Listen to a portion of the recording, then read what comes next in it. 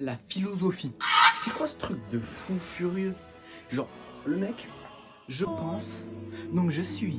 Bravo mon chéri, c'est bien. Tu veux une médaille? Non, parce qu'en soi, hein, t'aurais pu nous demander, je t'assure, ton haleine Club Café à 8h du bar, oui, elle existe. Ça m'émeut. C'est quoi ça? Matrix, il était même pas sorti, pourtant les gens ils se croyaient déjà dans la matrice. Je sais pas moi, je ne sais pas quoi dire. Aujourd'hui, j'arrive à notre époque, je vais voir quelqu'un, je lui dis je pense donc je suis. J'ai déjà dit ça, j'ai déjà un rendez-vous chez le neurologue. Non, parce que si je dis ça, c'est que ça va plus dans ma tête, ça va plus dans ma vie. Hein. Et après, il y a le mec, je ne connais rien. Pour être sûr que ça existe, je dois toucher. Donc déjà, le mec, il supprime 4 sens. Il dit, je suis plus mes oreilles, je suis plus mes yeux, je suis plus ma langue et je suis plus mon nez. Mais il suit quand même le toucher. Il saoule. C'est vraiment, non, avec du recul, c'est une technique de détraquage sexuel. Parce que le pire, c'est que je suis sûr qu'il a pécho de nombreuses meufs en faisant ça. Il arrive, il fait, ouais, moi, je touche pour savoir si ça existe. Tu voudrais que je prouve ton existence?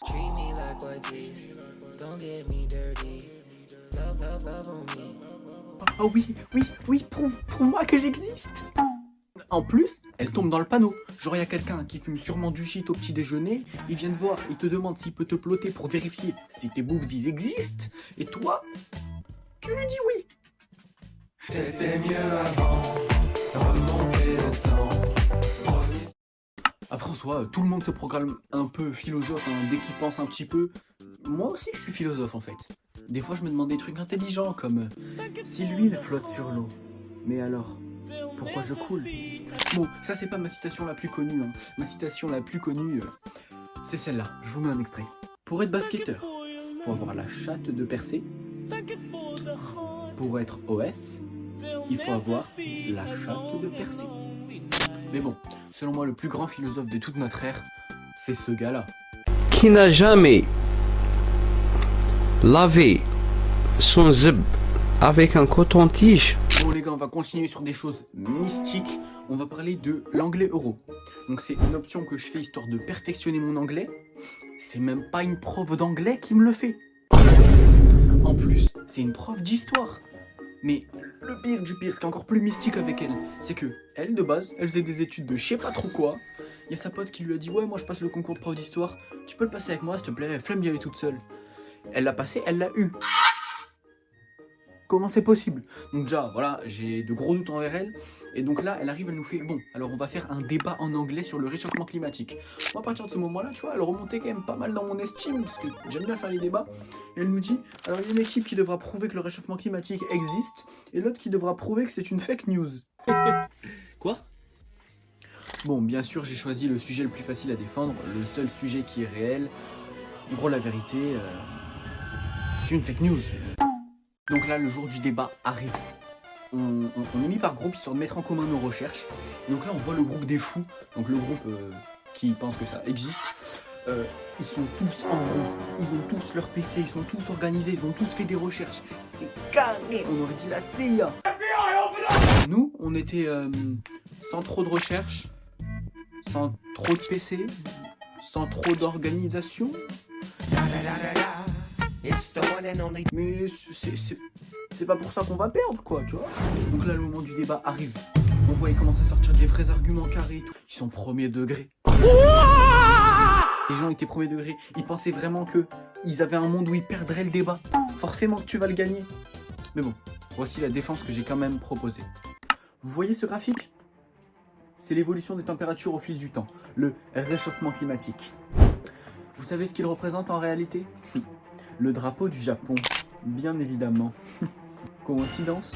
Je ne crois pas. C'est le Japon qui a inventé ce phénomène pour nous dire qu'il faille économiser l'électricité, économiser les émissions de gaz, d'énergie fossile comme le pétrole, notamment en construisant et en utilisant des voitures électriques. Le Japon a 8 entreprises de voitures électriques. Coïncidence, encore une fois, je ne crois pas. Le Japon a tout organisé pour gagner de l'argent. Et est-ce que vous savez qui est le patron de l'entreprise Subaru? Tomomi Nakamura. Oh. Comme c'est bizarre. Selon moi, ils ont envoyé Aya Nakamura en France pour que pendant les JO, elle fasse son spectacle, elle rayonne. Parce que maintenant, lorsqu'on tape Nakamura sur internet, vous savez sur quoi on tombe? Tomomi Nakamura, la 3e recherche. Vous ne pourrez plus faire comme si vous ne saviez pas. On le sait tous, la physique-chimie, c'est mystique. Mais un jour, j'ai été confronté à cette mysticité. En gros, on avait cours en demi-groupe. C'est-à-dire, il y a un groupe qui a SVT, le mien, et l'autre groupe qui a physique-chimie. Ensuite, on va échanger. Donc pendant qu'on échange, je demande, ouais, on fait quoi en physique? Et là, ils me disent, bah, il nous apprend à mesurer avec une règle. J'arrive chez merde, le lycée est trop simple. Mesurer avec une règle, on sait le faire depuis un bail. Ça va être aise. C'était tout sauf simple. J'arrive, le prof, il nous parle exactitude, précision. C'est... Wow, mon cerveau, vraiment, j'ai eu cette sensation. Mais à l'envers. Donc du coup, quand je suis rentré chez moi, j'ai passé de longs moments à regarder des vidéos de précision, exactitude. Les vidéos, elles m'expliquaient sans m'expliquer. Au bout d'1 heure de recherche, je tombe sur des titres en mode « L'acharnement ne sert qu'à te nuire. Tu es nul, arrête. » Je sentais déjà que YouTube, il me disait « Stop. » Et là, je clique sur une vidéo précision, exactitude. Ça me met quoi? Cette vidéo est déconseillée aux moins de 18 ans. Motif, peut choquer le jeune public. Ah ouais, non, mais là, c'est chaud, là. Toutes ces recherches, toute cette prise de tête pour que quand j'arrive en cours, le mec a marqué exactitude, je dis, mais monsieur, ça, c'est pas plutôt précision? Il me regarde, il me fait, oh, si, mais bon, en vrai, qui fait attention? En vrai, on s'en fout, quoi.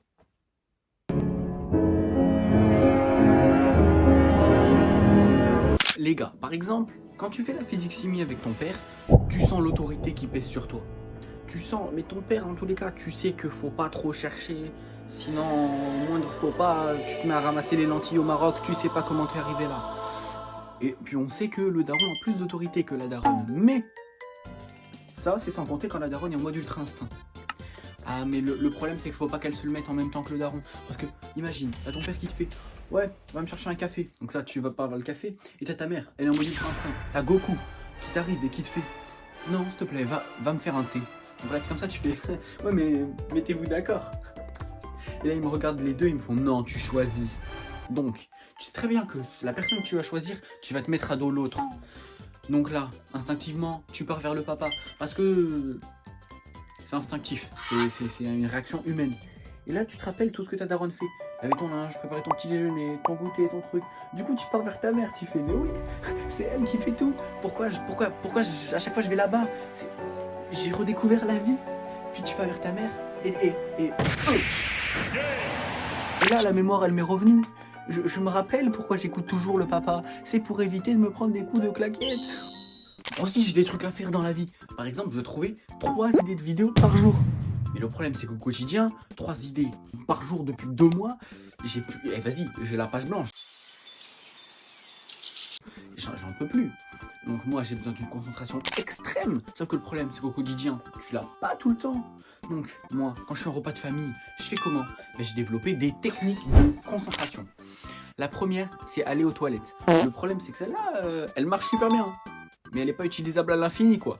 Parce que sinon, tu passes pour un adolescent, pleine puberté, supplément gros pignoufeur ascendant. Oh. Ce qui n'est pas totalement faux. Oui, je l'admets. Mais bon, vas-y, je fais attention à mon image un petit peu. La deuxième technique, c'est d'essayer d'éviter les conversations qui passent dans ta tête.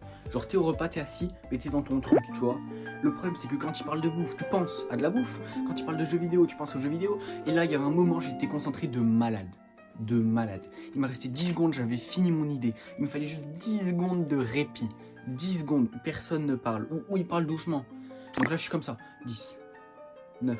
Et là, il y a un gars, sans contexte, il se lève, il fait « Mais montre-nous tes niches, on est tous venus là pour ça !» Sa meuf l'a rappelé, elle l'a récupéré. Pourquoi pas moi? C'était mon pote, mon frère.